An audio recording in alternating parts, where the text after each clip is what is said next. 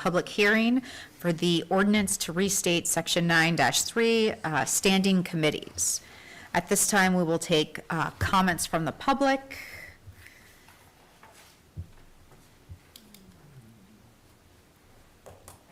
Oh, all right, welcome. Come on up to the microphone.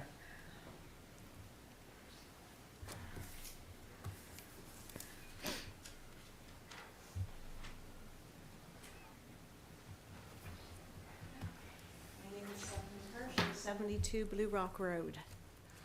I guess my question is, I wrote a couple of thoughts down. Oh, that's my store list. Okay. I have a couple of things written down.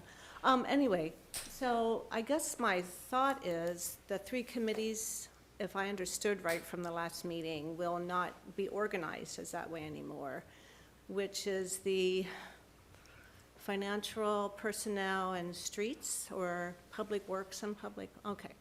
So I guess my question is, how will that be structured at this point, and how will citizens know who to contact who when there's a concern, I guess? Yes, there will no longer be the three standing committees that you mentioned. We are going to have 6 liaisons, so we're kind of spreading the work out across more of council. And hopefully we can move things along a little faster that way. The public can always contact myself or staff, and be put in contact with someone if someone's doing research on a specific topic that you're interested or concerned about. I think this was discussed by previous council. It seems like a interesting way to address the issues, kind of chunking them up into smaller pieces. They'll be on the agenda if there's topics to discuss, and there'll be more room for discussion during the first Tuesday meeting of the month. So as concerns come up basically from the public on any of these topics, then that will sort of be discussed among you or as a committee or a group in some way or another, but those topics would then come up so that the public's at least aware of, like, what are some things that the borough's dealing with, or how is it progressing? You know what I mean? Like, how is the borough moving along in these areas? Like, is that how we'll learn? It will be very similar to how committees were presented before. In the prior iteration, committees were meeting during that Right. first meeting of the month. Essentially, we'll be covering the same topics, but instead of only 4 council members being able to participate, the whole council will be able to participate. So we should still be covering the same amount of information, the same topics, always open to the public, available for comment, and then those items won't be voted on typically until the following meeting. So there's more time for the public to send in comments, reach out to anyone, and for council to take consideration of what was said at the meeting by the public. Okay, so then even, for example, the different names that would come up as candidates, like for zoning meeting or whatever, so somebody would be basically asking somebody or reaching out to people, or I knew it's been on the website when there's vacancies. So that kind of thing will be more observable, I guess. But I don't know. Would you like me to? Sure, jump in. So the second Tuesday of the month, Right. which was typically when the committees would meet, Right, will exactly. now be just a workshop of the whole. So if there are vacancies in, say, a board and commission, Okay. that would be the time that council could be interviewing candidates for that, letting the public know that there's an opportunity to apply, and then it would be the second meeting of the month, this meeting, where they would typically be voting on those items. So the second Tuesday of the month is really the workshop to see how the sausage, I can't even say that word. Sausage gets made. Wow, I can't say the word. But that's the point of the second I was Tuesday. just having a hard time seeing how it's going to be structured and how a person or anybody in the borough could basically find out what's happening in the borough. But it sounds like it's still going to be addressed among you, but just not Yeah, one of the things that we found in prior council is that we would have an issue, let's say with Public Works and Public Safety. The chair of that particular committee would do the legwork to chase down all of the facts. They would discuss with the Public Works and Public Safety Committee and then present their recommendation to council. This kind of cuts out a little bit of that middle. We will have an individual, much like the chair, running down the facts and so forth, and then present their findings and recommendation to council as a whole, who will then discuss, rather than having it partitioned off into a committee of 3 or 4 committee members or council members, who then make a recommendation to council. It's going to be a little bit more collaborative because all members of council will be able to participate, and we'll be dividing up the work so we're not seeing just the chair of a committee, 3 individuals in last council, doing the majority of the legwork, and instead sort of spreading responsibility, making those, having more committees, if you will, in the form of more more liaisons to the public, doing that legwork. But the front-facing part of this is going to be that those individuals who are responsible will be presenting their findings to council, having reached out to the individuals in the public or the stakeholders in whatever the particular issue is, and then having the whole of council able to participate in that discussion in public view, with then a move to vote at the next session.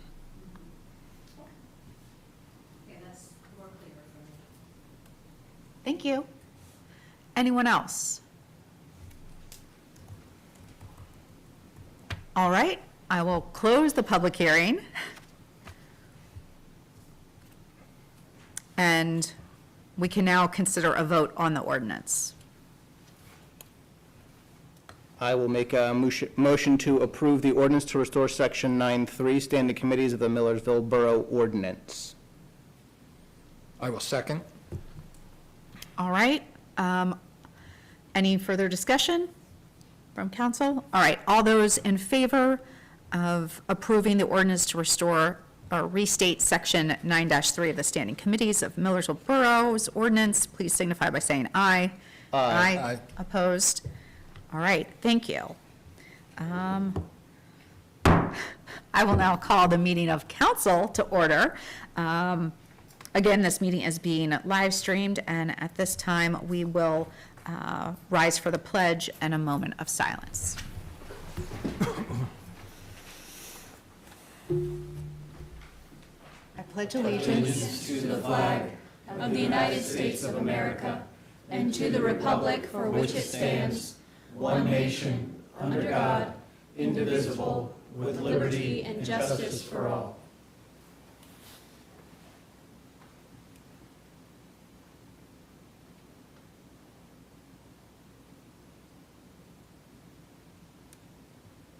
All right, thank you.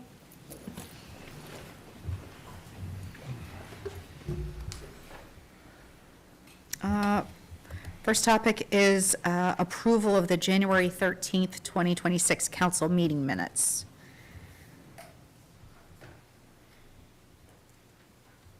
Oh, I will move to approve the minutes from January 13th, 2026.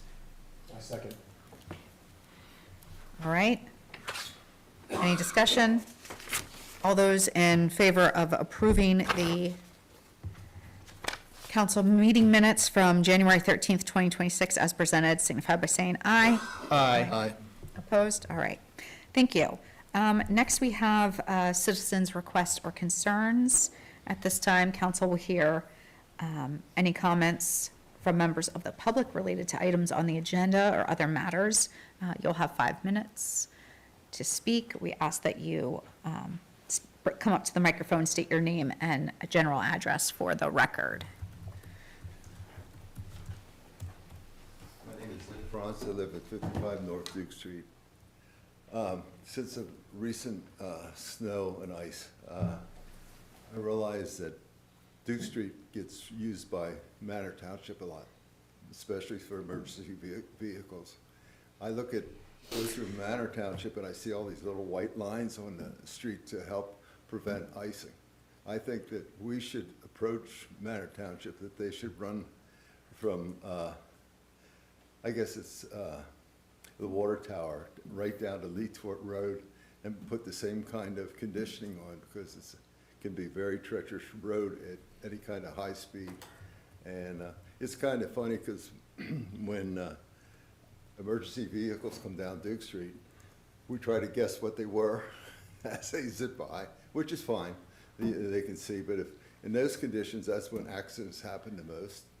And I think that Manor Township could protect themselves by putting those stripes that treat the ground, especially in the beginning of a storm, that things could prevent any bad accidents.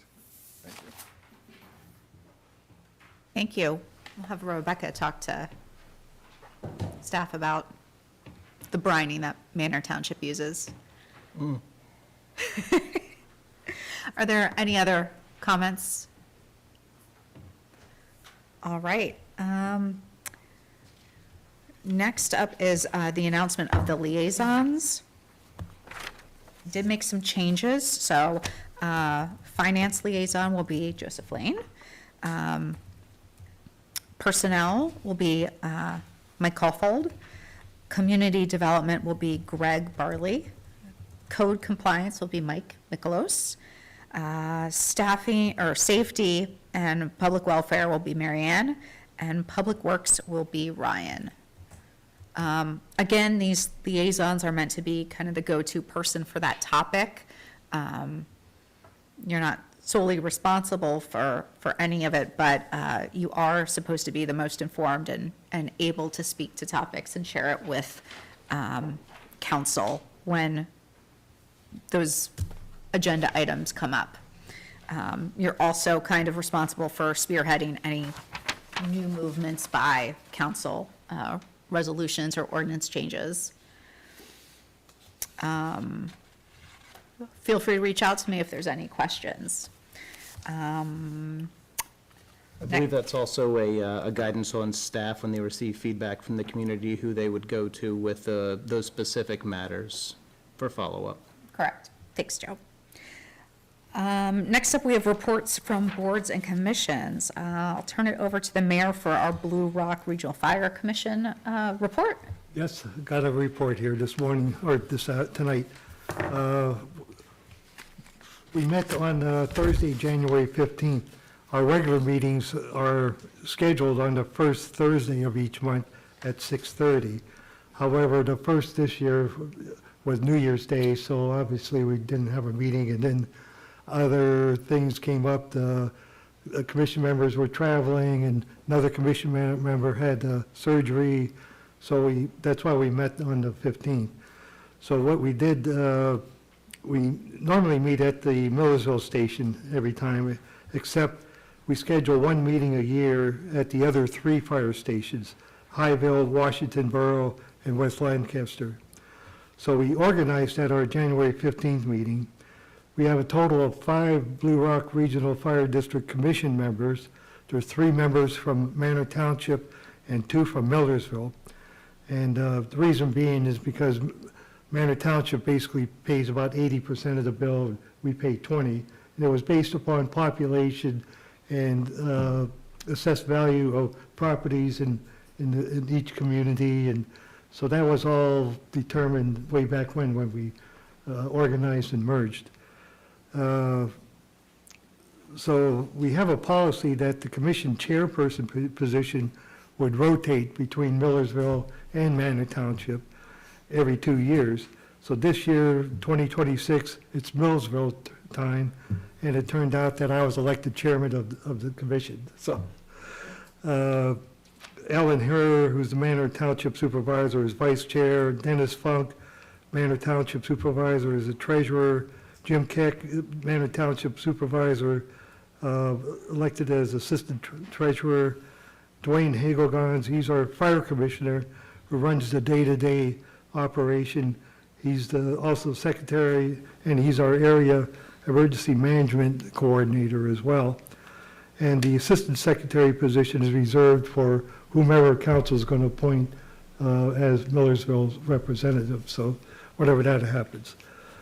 So just some news. We transferred our capital funds to interest-bearing accounts at a bank, and we made close to $5,800 in interest last year.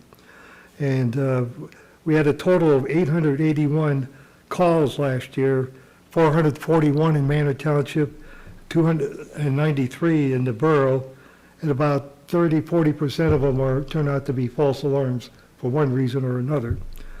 So the volunteers average about 73 calls each per month, and a little more than 2 calls per day. So that's what your volunteers are doing for us. So there were no serious injuries to our volunteers last year at all, thank goodness. There were minor injuries that were taken care of. We had one public facility in an apartment building fire. A 64-year-old female was found apparently attempting to put out the fire, and she succumbed to the fumes or whatever, so she didn't make it. So we have $2 million in the bank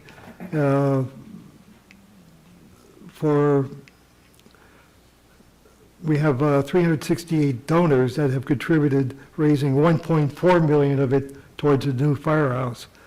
And my fellow commission members and Dwayne, they continue to make fundraising calls to the various businesses going around, and I soon will be joining them myself. So that's it.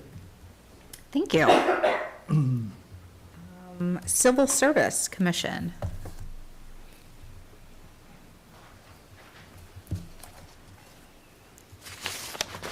Good evening.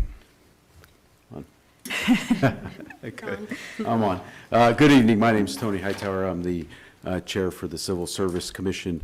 I live 210 New Street here in Millersville. I have an update first on our reorganization, biennial reorganization. The commission met on last Monday, the 19th, and we reorganized with a new chair, vice chair, and retained our secretary. So I was elected the chairperson. Mary Lyons is our vice chair, and Ken Eckert remains our secretary. We did lose Melissa Ostrowski as a member. Her term was up, and she decided not to continue on with us. So we do have one vacancy that's been posted by the borough office, and any ideas or support for good civil service commission members that you have, please point them in our direction. For our update on the hiring process, we have established an eligibility list with 3 qualified candidates. The qualified candidates have met all the requirements per our examinations and are undergoing background checks at this time. The names of the candidates are in the agenda, but it's Victoria Fuss, Daniel Gonzalez, and Isla Myers. And those are 3 candidates to fill 3 openings at this time. So I would request on behalf of the council and the police department to move forward with the council's approval and make conditional offers to the 3 individuals on our eligibility list. And that's the end of my report for today, pending questions. Nothing for me. Thank you. Hearing that, I look for a motion.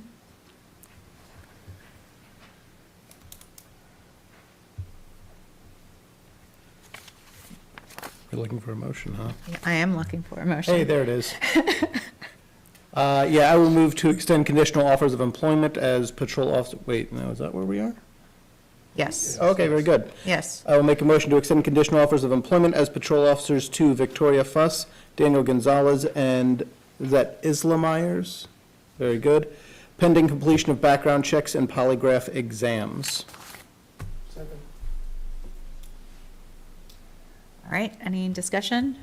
Chief, do you have anything you want to say? This is our typical process. I'll just clarify that these are not currently, none of the candidates have Act 120 would need to be sent to the police academy, just to make that fact aware to everybody. But they're very qualified people, very happy. One's right here with MU about to graduate, one's military, and one even has a master's degree. They're very, as you've seen some of their from their resumes. They're very good qualified people. Great. Any other discussion? All right, we have a motion and a second. All those in favor of extending conditional offers of employment to patrol officers Victoria Fuss, Daniel Gonzalez, and Isla Myers, pending completion of background checks and polygraph exams, signify by saying aye. Aye. Aye. Opposed? All right, thank you. Next, we're moving on to staff reports. We have the financial report. Turn it over to Rebecca. Sure, absolutely. So just since this is the first finance report that a lot of you are seeing, what we typically provide in the finance report is the previous month's check register for our three main operating funds, our general operating, our sewer operating, and our solid waste operating fund. And then we provide the statement of revenue and expenditure that shows spend so far this year in every single line item across all of our funds. So if you have any questions about it, I'm happy to answer, but all of that is what we'll provide every month for the month previous. All right, then we would look for a motion to approve the December finance reports. I will move to approve the December finance report. I'll second. All right. Any discussion? All in favor of approving the December finance report as presented signify by saying aye. Aye. Opposed? All right, thank you. Thank you. Next, we have the police report. Okay. The activities for the police department for the month of December are as follows. We answered 324 calls for service. We handled 10 ordinance complaints, 3 involved animals, 1 for disorderly conduct, 2 for noise, 4 were others, other categories.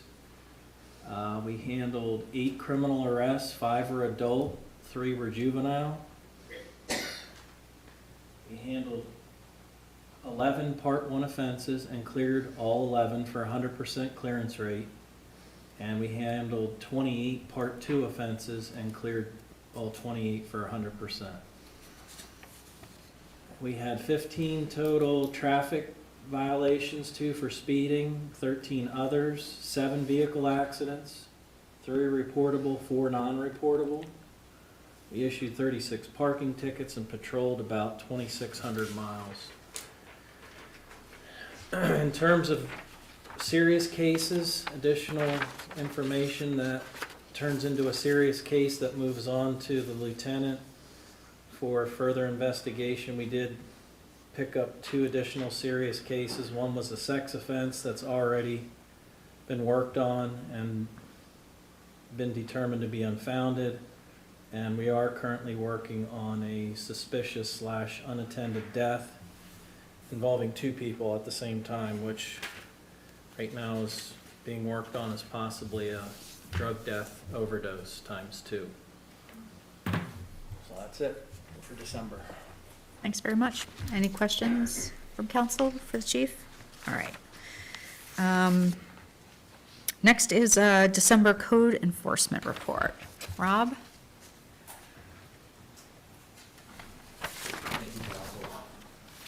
In December, we issued 7 permits and performed 2 inspections.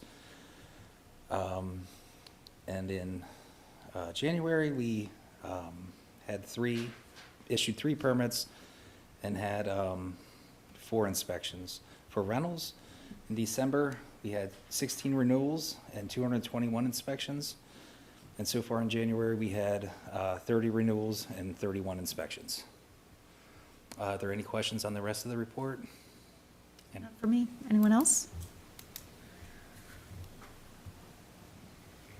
Thank you. Thank you.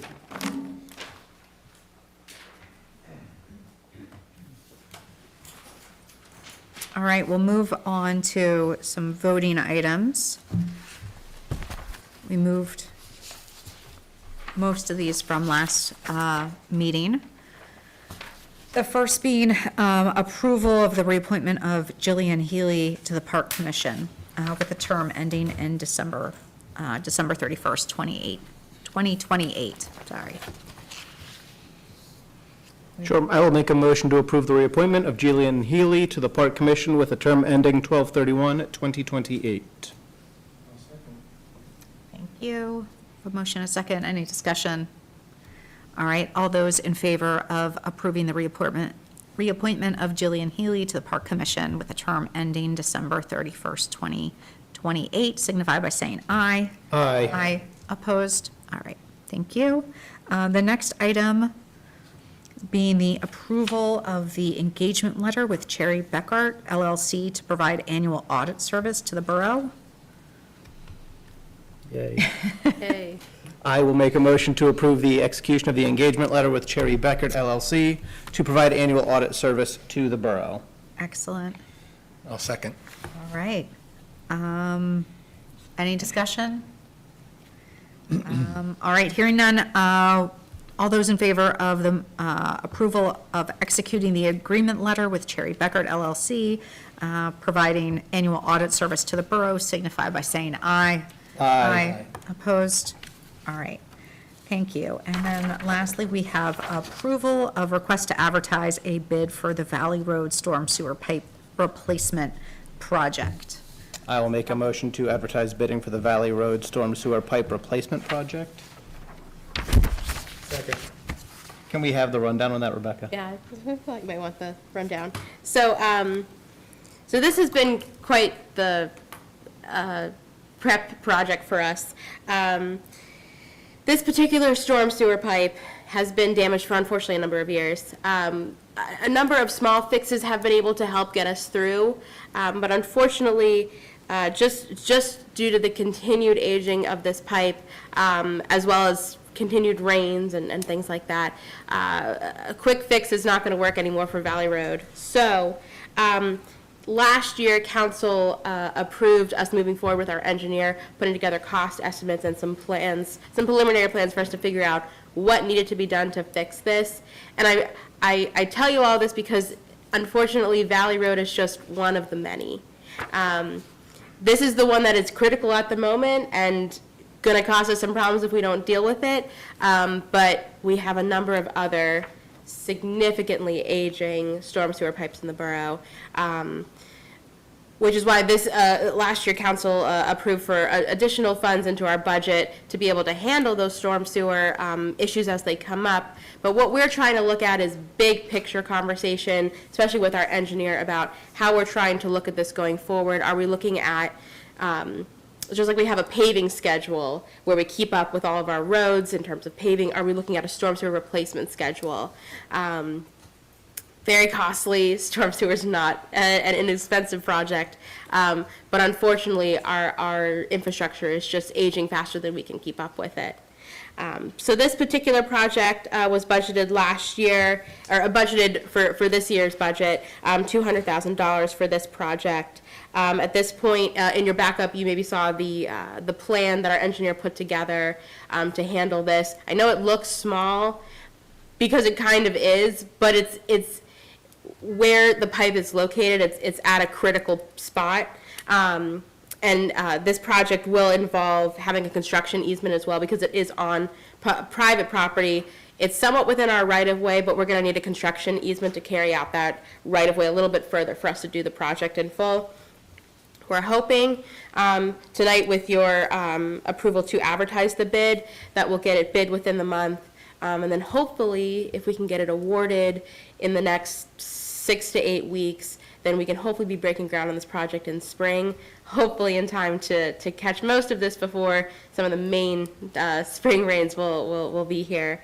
So this is an expensive, small project, but at a critical spot. And like I said, there are unfortunately more of them, but we'll handle what we can handle at a time. So this is the one we're looking to move forward with this evening. From groundbreaking to completion, how long did our engineer estimate the improvement to take? Thinking about a week, shouldn't be too lengthy.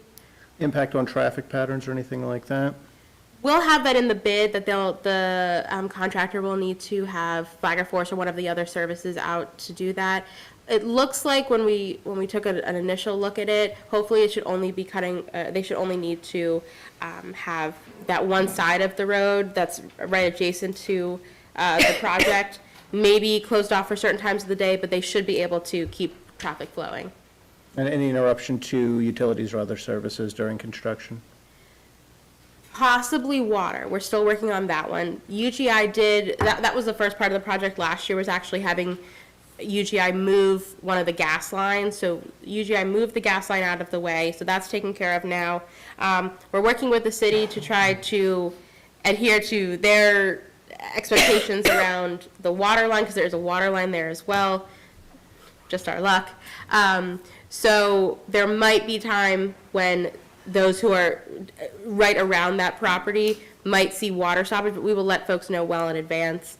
And hopefully, if we can handle it, if the low bidder who wins the project, if they can handle it properly, hopefully we do it during the nighttime actually, so that it will be affecting the least number of people as possible. Like, we'd be looking at like a 10 p.m. to 7 a.m. type of shutdown of water, but hopefully very short, and we would let folks know who are being directly affected by that as soon as we know more of the details. We'll know a lot more after we bid the project. And can you review with us briefly what's involved with the private property easement? Sure. So the nuts and bolts of it is that our solicitor works to put together an easement that hopefully the homeowner would agree to. Basically, a construction easement is temporary. It just means that during that time, the borough has the right to work in that area to accomplish the project. Versus like our typical right-of-way easements, where those ones are permanent easements. We have the ability to be on either side of the road to work on any of the utilities, that we would need to, or other utilities would need to. Those are more permanent. This is a temporary easement just for the time of the project. It does involve the homeowner agreeing to it. Any other questions or discussion? All right, then we have a motion and a second, so all those in favor of advertising the bid for the Valley Road Storm Sewer Pipe Replacement Project signify by saying aye. Aye. Aye. Opposed? All right. Thank you. Thank you. Next up, we have the mayor's report.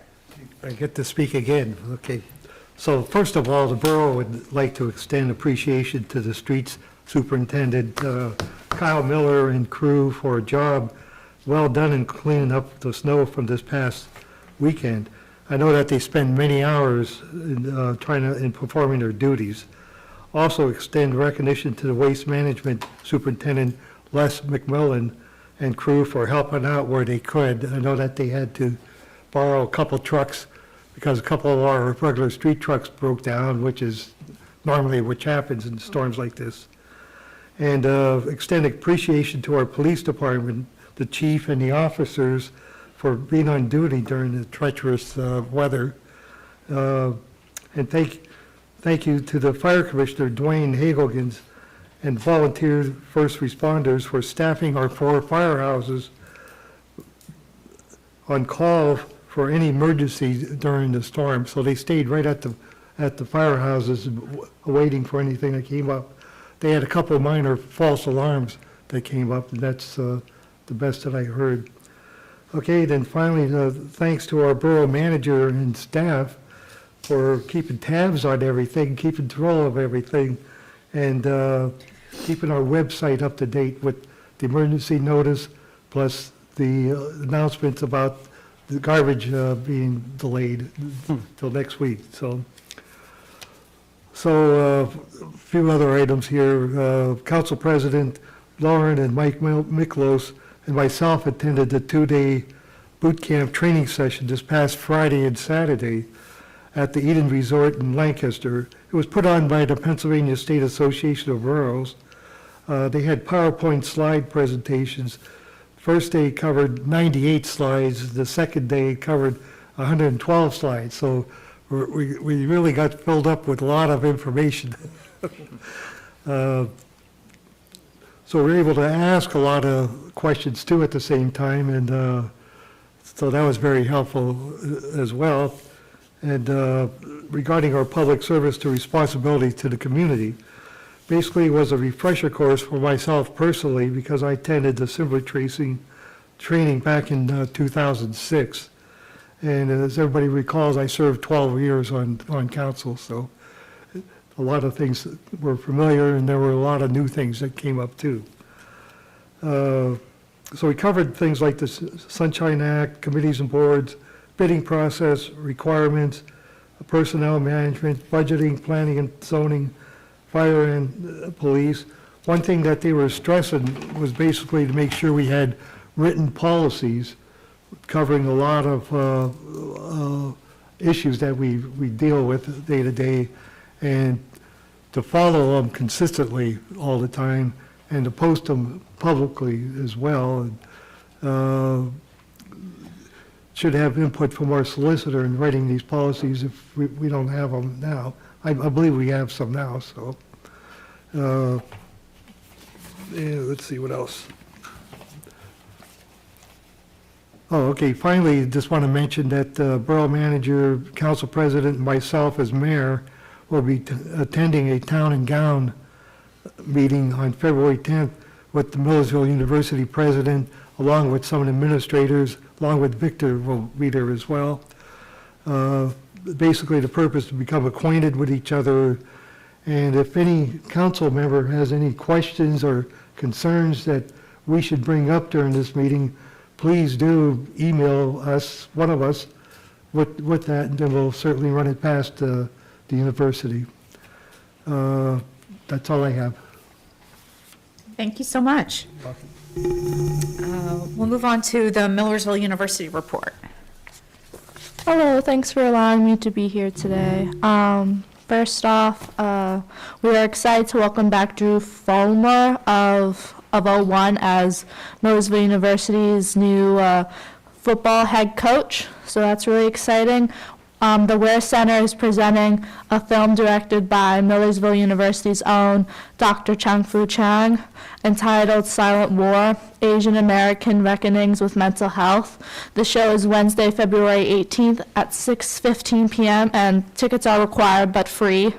And there are discussions and Q&As pre and post show. On Wednesday, March 18th, so 18th but March at 6:15, the Ware Center is presenting the film Louder Than Guns, which is a music film about gun violence and gun rights in America. Tickets are also required and are also free.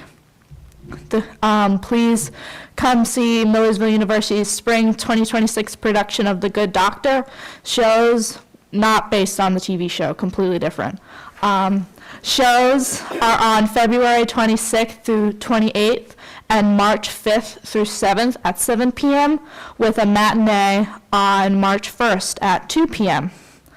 At 8 p.m. on Saturday, February 26th, the student films produced by the Communications Department's annual Midnight Run 24 will be exhibited at Penn Cinema on Airport Road in Lidditz. Midnight Run is a 24-hour film contest that the students do, and they're judged and stuff. So that's really exciting that it's at Penn Cinema, so go see that.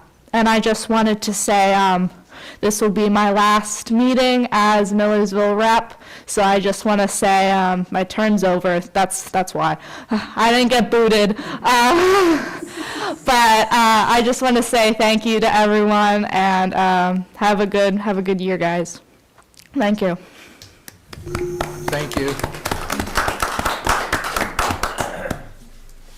Greetings, everyone. And for those of you that don't know me, my name is Victor DeSantis. I'm Vice President for University Relations, and my portfolio is largely external affairs, including town gown. And so I want to welcome our newest members of the council, and welcome back to Lauren, and of course, welcome to the mayor. We are excited to have you for breakfast, so we will make sure that you get served very well. I also want to just tell you that we've been awfully proud of Abby, and wish her the best, but and thank you for your service representing us here. We will be locating a new student to serve in this particular role. Wanted to just share some official news from Millersville. We opened up last week on Tuesday, the day after Martin Luther King Day, with our spring semester, and I'm just got the data this morning. Our student head count on day one was 6,685 students. The spring semester is always smaller than the fall semester because we, of course, do graduate several hundred students mid-year. And so that was a 2.3% increase over last spring semester. So Millersville University, your university, we continue to grow again. And as folks are probably aware, during the pandemic, we did lose enrollment. And so we have been now experiencing 2 solid years of growth back in that regard. So we're excited about the particular growth. Particularly, we're excited about our growth in our graduate programs. Our graduate school growth was significant. We had a small increase in our undergraduate population, but a lot of that growth was attributed to our graduate school, particularly our nursing program and our social work programs. Those are our 2 largest graduate programs, and they continue to thrive, and so we're excited about that. I would just add that we on campus are trying to remain diligent, and thank you for the partnerships that we have with you, particularly around the edges of campus.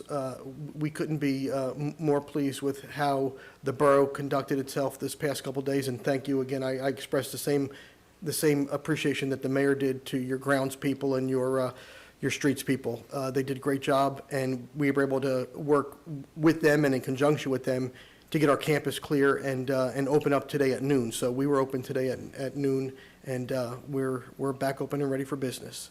So thank you. Thank you, Victor. Great information.